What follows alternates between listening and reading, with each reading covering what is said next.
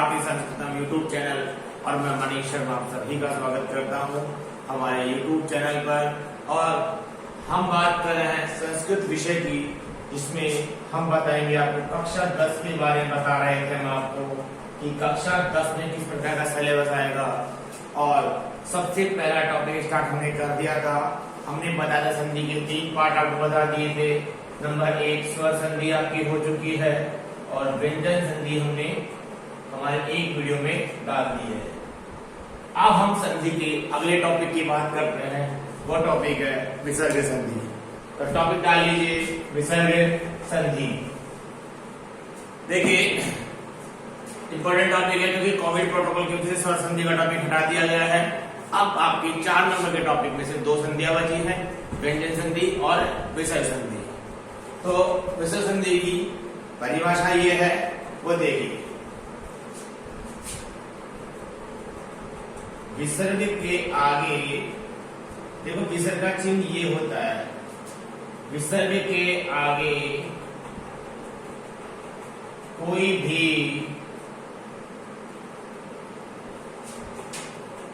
वर्ण होने पर विसर्ग का जो रूप परिवर्तन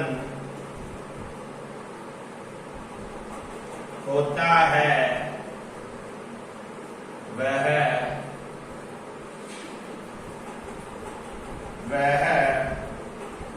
विसर्ग संधि कहलाता है। इसकी परिभाषा है कि विसर्ग के आगे कोई भी वर्ण होने पर, कोई भी वर्ण का मतलब समझ, कोई सा भी स्वर हो सकता है और कोई सा भी व्यंजन इसके आगे हो सकता है। उससे जो विसर्ग का रूप बदलाव होगा, उसमें परिवर्तन आएगा, वही क्या कहलाएगा, वही विसर्ग संधि कहलाएगा।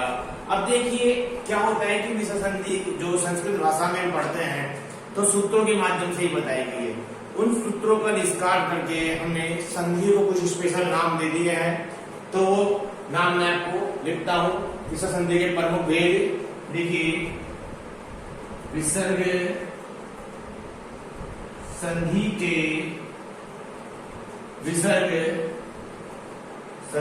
के प्रमुख भेद निम्न है।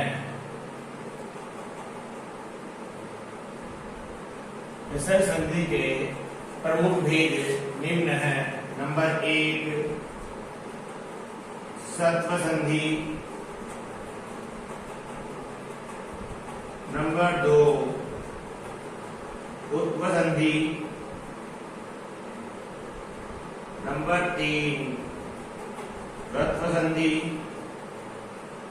और नंबर 4 विसर्ग लोप संधि। नंबर 4 कौन सी है?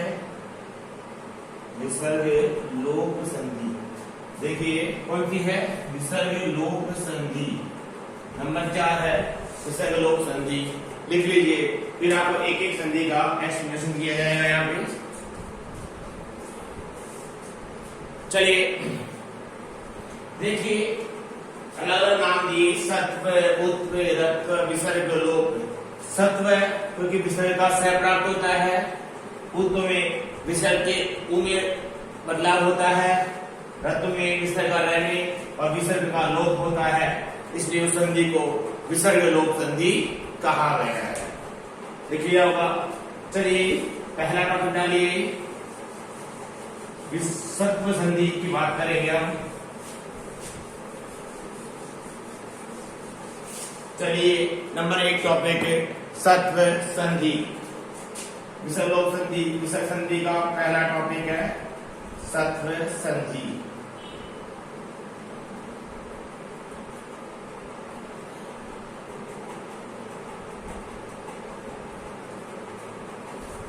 देखिए इसकी परिभाषा है, सबसे पहले इसका सूत्र लिखिए, परिभाषा नहीं, इसका सूत्र है विसर्ग जनीयस्य सह कि विसर्ग क्या क्या हो जाएगा, स हो जाएगा। कि विसर्जनीय विसर्ग का स हो जाता है, वो कब होता है वो लिखिए नियम देखिए। यदि विसर्ग के आगे, यदि विसर्ग के आगे खर वर्ण, कौन से वर्ण, विसर्ग के आगे खर वर्ण का मतलब समझ में आया, वर्गों का पहला दूसरा तथा श, स और श हो तो समझ में आ गया। तो विसर्ग को स आदेश हो जाता है। क्या बताया, डेफिनेशन क्या है कि यदि विसर्ग के आगे खर वर्ण कौन कौन से होते हैं, वर्गों का पहला दूसरा वर्ण श ये हो तो विसर्ग को क्या हो जाएगा बेटा, स आदेश हो जाता है। तो विसर्ग क्या हो जाएगा, स आदेश हो जाएगा। ठीक है, लिखिए इसकी डेफिनेशन। विसर्ग को स आदेश हो जाता है, पहला दूसरा वर्ण का समझ लो गया। वर्गों का हमने पहले ही बता दिया था व्यंजन संधि में कि 5 वर्ग होते हैं। क्या बताया था आपको कि व्यंजन संधि में 5 वर्ग होते थे। अब पहला दूसरा यानी कि कैवत प्रकार कैट है, इसका चैच है, टैट है, तैथ है और पैफ है। ये सभी वर्गों के पहले दूसरे वर्ण हैं। ठीक है, अब देखिए इस संधि में जब हम पढ़ेंगे तो एक 2 संधियां हमने व्यंजन संधि पढ़ी थी, एक तो सचुत्व संधि और एक सटुत्व संधि। इन दोनों संधियों का कार्य भी संधि में हम देखेंगे। इसके एग्जांपल्स करते हैं। देखिए सबसे पहले इसका फॉर्मूला बताता हूं मैं आपको। विसर्ग के आगे खर वर्ण हो गए, खर वर्ण हुए तो विसर्ग क्या हो जाएगा बेटा, स हो जाएगा। विसर्ग का क्या हो जाएगा, स आदेश हो जाएगा। ठीक है ना। अब आगे चलिए इसके एग्जाम्पल देखते हैं। सबसे पहले मैं श वाला एग्जाम्पल देखूंगा, ये वाला। देखिए विसर्ग का स हो जाएगा और फिर सचुत्व संधि के आधार पर इस स को क्या हो जाएगा, ये संजम वाला स हो जाएगा। देखिए इसके एग्जाम्पल देखो, जैसे आया कह प्लस चित, ये एग्जाम्पल आ गया कह प्लस चित। ठीक है, अब देखिए विसर्ग आया पहले पद में फॉर्मूला, फिर उसके आगे खर वर्ण च आ रहा है, ये खर वर्ण है, च आ रहा है ना, च आ रहा है तो विसर्ग हमने क्या कर दिया, श। अब ये बन गया कश प्लस चित। फिर यहाँ पे सचुत्व संधि का कार्य है, इस स के बाद में च वर्ग हुआ तो यहाँ पे सलेट वाले श के स्थान पे श हो जाएगा। ठीक है, तो ये बन गया कश्चित। क्या बन गया, कश्चित बना। देखिए वापिस समझिए कि क्या आगे विसर्ग है, आगे खर वर्ण आया, फिर विसर्ग का क्या हो जाएगा, श हो जाएगा। श होते ही ये बना हमारे कश प्लस चित, लेकिन श के आगे च वर्ग है तो यहाँ पे सचुत्व संधि का कार्य होगा। कौन सी संधि कार्य होगा, सचुत्व संधि का कार्य होता है। यहाँ पे क्या बन जाएगा, कश्चित। बनाइए देखिए, मन है प्लस छाया। बनाइए, मन है प्लस छाया, कै प्लस चन। बनाइए, मन है प्लस छाया, कै प्लस चन। राम है प्लस च, तप है प्लस चर्या। राम है प्लस छ, मन है तप है प्लस चर्या। बनाइए, देखो ये बनेगा मनश्छाया। क्या बनेगा? ये बन गया कश्चन, ये बनेगा रामश्च, ये बनेगा तपश्चर्या। बना लीजिए सारे।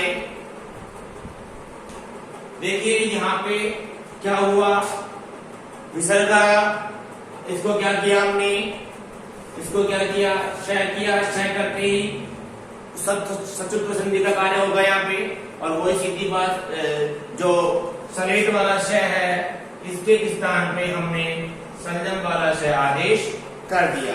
कर लीजिए, फिर आगे चलते हैं। ठीक है, हो गया होगा आपका। ठीक है, देखो ये वाला क्षय किया, अब षटुत्व वाला करेंगे। इसमें दोनों संधियों के कार्य होंगे और एक सिंपल वाला क्षय वाला भी हो जाएगा। देखिए ये हुआ, तो अब ये वाला चीज करेंगे। यहाँ पे ये वाला फॉर्मूला लिखेंगे इसको करने से पहले। देखिए धनु प्लस टंकार है, धनु प्लस टंकार है, विसर्ग। ठीक है, विसर्ग के आगे खरवर्ण हुआ, तो विसर्ग का क्या हो जाएगा, स। ये बनेगा धनुष,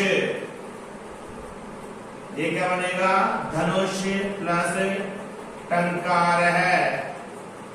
ठीक है, अब स को क्या हो जाएगा, सलेट वाला स हो, इसको क्या हो जाएगा, षटुत्व संधि का कार्य हो जाएगा। यहाँ पे स के बाद में ट वर्ग जब बनेगा तो क्या बनेगा, धनुष टंकार है। लिख लीजिए और बनाइए, फटाफट लिखिए। तो देखिए समझने की बात यह है कि विसर्ग का स हुआ, आगे ट वर्ग होते ही फिर क्या हुआ, श का षटकोण वाला श, तो क्या बन गया, धनुष प्रकार, धनुष प्लस टंकार है। वैसे ही दिए लिखिए, द्वितीय प्लस ठकुर है, मीमांसा, मीमांसाया प्लस टीका, मीमांसाया टीका, मन है प्लस टंकणम, टंकणम, मन है प्लस टंकणम। देखिए बनेगा द्वितीय ठकुर है, द्वितीय ठकुर है, मीमांसायास टीका। ठीक है, और ये बनेगा मनस टंकणम, क्योंकि देखिए सब में ठहरा है, षटुत्व संधि का कार्य होगा यहाँ पे, इसलिए स के स्थान पर, सलेट वाले स्थान के स्थान पर षटकोण वाला श हमने आदेश कर दिया। लिख लीजिए वाले एग्जाम्पल, फिर श वाले एग्जाम्पल करते हैं। चलिए आगे, इस तरह बनेगा। इसके बाद में जो एग्जाम्पल बनेंगे वो किस प्रकार बनेंगे वो देखिए। देखिए हटा देता हूं इसको। अब देखिए सिंपल वाला, अब देखो इसमें स का स हो जाएगा, अब जो संधि होगी इसमें स का स हो जाएगा। देखिए सबसे पहला बना राम है प्लस त्रायते, राम है प्लस त्रायते। देखिए अब षटुत्व का कार्य हो चुका है, षटुत्व का कार्य हो चुका है, इसलिए इसमें इस स का स प्राप्त होगा। क्या हुआ, स को सलेट वाला स हुआ, जब मिलाकर लिखा इसको क्या बन गया, रामस त्रायते। क्या बन गया बालक, रामस त्रायते। कोई दिक्कत, करिए इसको, फिर आगे चल इसको लिखिए। लिखिए एक बार और,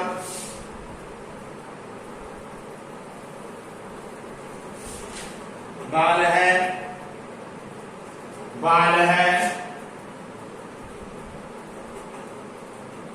प्लस तरती, यस है प्लस तीज है,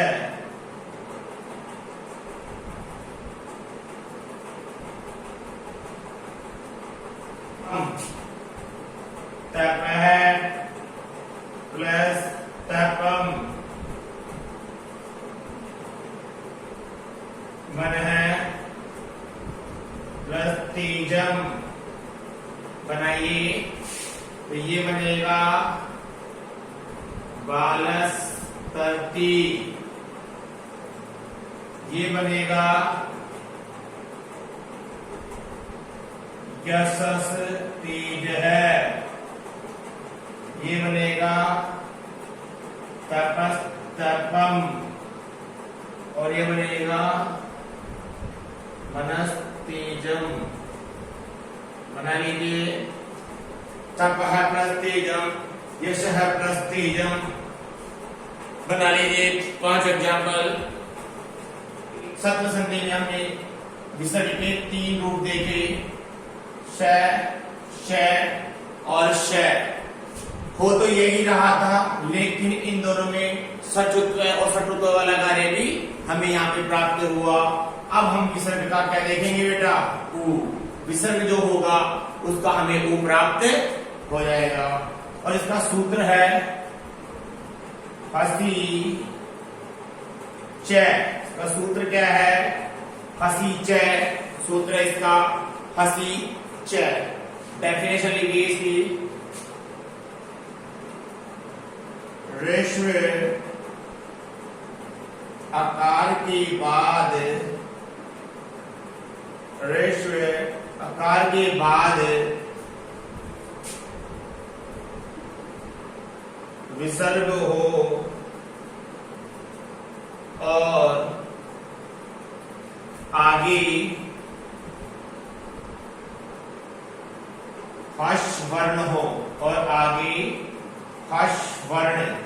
हर्ष वर्ण कौन कौन से होते हैं वो देखिए, है, ये, व, र, ल और तथा वर्गों के 3, 4, 5 हो वर्ण हो तो विसर्ग के स्थान पर, विसर्ग के स्थान पर उ आदेश, विसर्ग के स्थान पर उ आदेश हो जाता है। समझ आ रहा है क्या? विश्व आकार के बाद विसर्ग हो, मतलब विसर्ग से पहले क्या दिखना चाहिए आपको? ऋस्व आकार, ओनली ऐसे अनार वाला ए, और बाकी हर्षवर्ण। हर्षवर्ण कौन से? सूत्र में हंसी के लिखा हुआ है।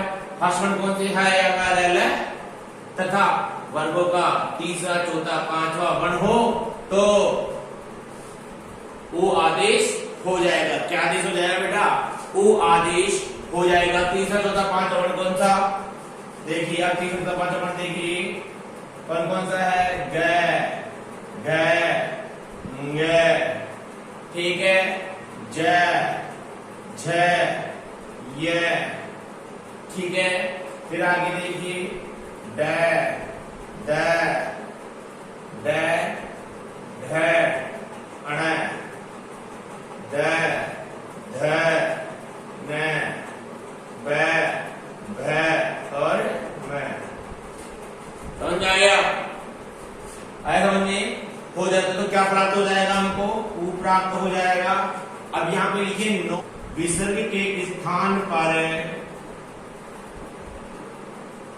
विसर्ग के स्थान पर आदेश उ से पहले आकार होने पर, आकार होने पर गुण संधि गुण संधि का कार्य भी प्राप्त होगा, प्राप्त होगा।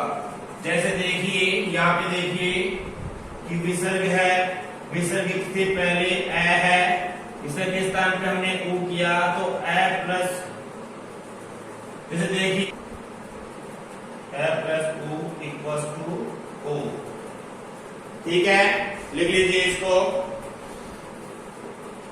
चलिए आगे यहां से करता हूं इस एग्जाम्पल में। तप है प्लस धनम। ठीक है, देखिए विसर्ग है और विसर्ग से पहले पेन के अंदर एम मिला हुआ है, रेशवाकार है और आगे हस वर्ण है, तैथ है ध, चौथा वर्ण हो गया, हुआ नहीं हुआ तो क्या बनेगा इसका, देगा इसका इस तरह जाएगा, देखो बनेगा तप प्लस उ प्लस धनम, ये बनाना। ठीक है, इतना हो गया। अब देखिए पै में एल ऊ तो क्या बन जाएगा, टप्पू धनम बना लीजिए। देखिए पहले विसर्ग का ऊ किया और फिर बाद में यहाँ पे गुण संधि का कार्य में प्राप्त हो गया। चलो बनाइए। मन है प्लस जय, मन है प्लस हर है, सर है प्लस जय है, यश है प्लस वर्धन है। बनाइए, यश है प्लस, यश है प्लस गान है, यश है प्लस गानम, सॉरी गान है नहीं होगा, गानम होगा। काक है प्लस राउती, काक है प्लस राउती। तो देखो ये बनेगा वही ओ की मात्रा मनोज है, क्या बनेगा, मनोज है। ये बनेगा मनोहर है, ये बनेगा सरोज है, ये बनेगा यशो वर्धन है, ये बनेगा यशो गानम है, ये बनेगा काको राउती। बना लीजिए सारे। नंबर 3 जो संधि है वो है रत्व संधि। कौन सी है, रत्व संधि। पिछली 2 संधियों में मैंने आपको बता दिया था कि हमने एक तो विसर्ग का क्या प्राप्त किया था, श श श, और एक विसर्ग का प्राप्त किया था ऊ, प्राप्त किया था। यस या नो? आगे चलिए। और इसका सूत्र है वो है ईचो अशी, ईचो अशी विसर्गस्य, ईचो असी विसर्गस्य रेफ है। ठीक है, परिभाषा देखिए इसकी। विसर्ग से पहले, विसर्ग से पहले इच वर्ण, इच वर्ण का मतलब ए या आ को, ए या आ के अलावा कोई भी स्वर, अलावा ए या आ के अलावा कोई भी स्वर। इच वर्ण कौन से होते हैं, ए या आ के अलावा कोई भी स्वर हो और बाद में अश्वर्ण हो, बाद में अश्वर्ण। अश्वर्ण कौन सा मतलब, कोई भी स्वर या व्यंजन, मतलब कोई भी स्वर या अश्वर्ण कौन से होते हैं? अश्वर्ण का मतलब संपूर्ण वर्ण, सारे तो स्वर और सारे व्यंजन अश्वर्ण होते हैं। कोई भी स्वर या व्यंजन हो तो क्या हो जाएगा?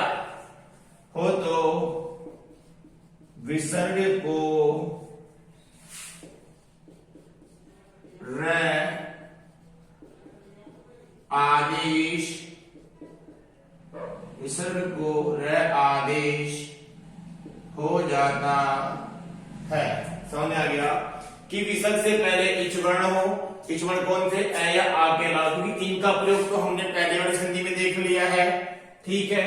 और बाद में क्या हो? अश्वर्ण। अश्वर्ण का मतलब कोई सा भी व्यंजन हो और कोई सा भी स्वर होगा, तो विसर्ग को क्या हो जाएगा? विसर्ग को र आदेश हो जाएगा।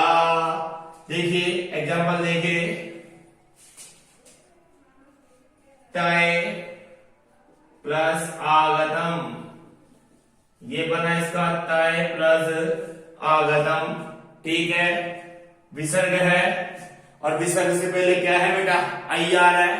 आई का मतलब ऐ या आ नहीं है, यानी कि वो इच वर्ण है। और आगे अश्वर्ण, कोई सा भी स्वर या व्यंजन होगा तो हमारा फॉर्मूला कंप्लीट हो जाएगा। हमने रे को क्या किया? विसर्ग को क्या कर दिया? हमने रे कर दिया, और जब इसको मिलाया आगे तो तय आ गया, विसर्ग का रे आ गया। अब रे के आगे क्या है बेटा? आ की मात्रा है, तो क्या बन गया? रा। आगे तैरा गतम, क्या बना? तैरा गतम। तई है, आगे विसर्ग है, रे लगा हुआ है, तो क्या बन गया? तैरा गतम। वैसे बनाइए, देखो कवि ही प्लस अवदत, बनाइए रवि ही प्लस गति, वायु प्लस वाति, बनाइए हरि प्लस एति,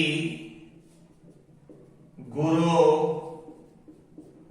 प्लस भाषणम। देखो ये कैसे बनेगा, पूरा करेंगे इसको। कवि, विसर्ग का र हुआ, आगे स्वर है तो र पूरा हो जाएगा। कबीर वदत, ठीक है। वही रवि विसर्ग का र, आगे व्यंजन है तो आगे वाले ने पे चला जाएगा, तो क्या बन गया? रवीर गते। इस प्रकार बनेगा ये। वायु क्या कह रहे हैं? रह है, आगे चला जाएगा। वायुर वाती, ठीक है। हरि प्लस एति, हरि रेती। वैसे गुरु प्लस भाषणम, क्या बनेगा? गुरोर भाषणम, गुरोर भाषणम, ये बनेगा ना? चलेगा। तो एक एक नियम कराते हैं। सबसे पहले लिखिए आहा। देखिए हमने इधर सारे वर्ण देखे, अह देखा उप में और रत्व में देखा इच वर्ण ए को छोड़ करके। अब बच गया आ के आगे कोई भी अश्वर्ण हो, आगे आगे कोई भी अश्वर्ण हो। अश्वर्ण का मतलब आपको समझा दिया था पहले ही। कोई सा भी वर्ण, कोई सा भी वर्ण, चाहे वो स्वर हो चाहे वो व्यंजन हो, कोई सा भी वर्ण होगा तो वो क्या बन जाएगा? अश्वर्ण, ठीक है। तो देखिए कैसे होगा ये। लताहा प्लस एधन्ते, ये आ गया। लताहा प्लस एधन्ते, आ लगा हुआ है, आगे है एधन्ते, ठीक है। विसर्ग का लोप कर देंगे, विसर्ग का लोप कर देंगे, फिर आर और ए, तो क्या बन जाएगा? लताए धनते। क्या बन जाएगा ये? ल आ के बाद में आई हुआ, संधि कौन सी हो जाएगी, यहाँ पे संधि हो जाएगी धनते, सॉरी दीर्घ नहीं, वृद्धि संधि का कार्य हो जाएगा लताए धनते। ठीक है, वैसे देखिए बाला, बालः प्लस यत्र, ये हुआ बाला प्लस यत्र, विसर्ग का लोप, तो क्या बन गया, बाला यत्र बन गया, बाला प्लस यत्र बालात्। ये देखिए रामः प्लस हसन्ति, रामः प्लस हसन्ति, वही आ के बाद में आ रहा है, इसको हटा देंगे, विसर्ग का लोप हो जाएगा, तो क्या बन जाएगा, रामा हसन्ति। ध्यान रखना कि आगे बाद में कोई भी वर्ण होना चाहिए, आठ के साथ विसर्ग हो और कोई वर्ण होगा तो उस विसर्ग का लोप हो जाएगा, लिख लीजिए इसको। फिर आगे चलते हैं, अह के आगे, अह के आगे अ को छोड़कर अ के अलावा, अ के अलावा कोई भी स्वर हो, ठीक है, कोई भी स्वर हो, देखिए क्या बनेगा, राम है प्लस आगच्छति, देखो ए नहीं है, आ है और विसर्ग है, ए के साथ में विसर्ग है, तो क्या बन गया, राम है, आगच्छति विसर्ग का लोप, मैं क्या गया की मात्रा, तो यहाँ पे दीर्घ संधि का कार्य है, रामागच्छति बना। तो मिलते हैं आगामी कक्षा में, आगामी वीडियो में। यदि हमारा वीडियो पसंद आया हो तो लाइक करें, शेयर करें और सब्सक्राइब करें।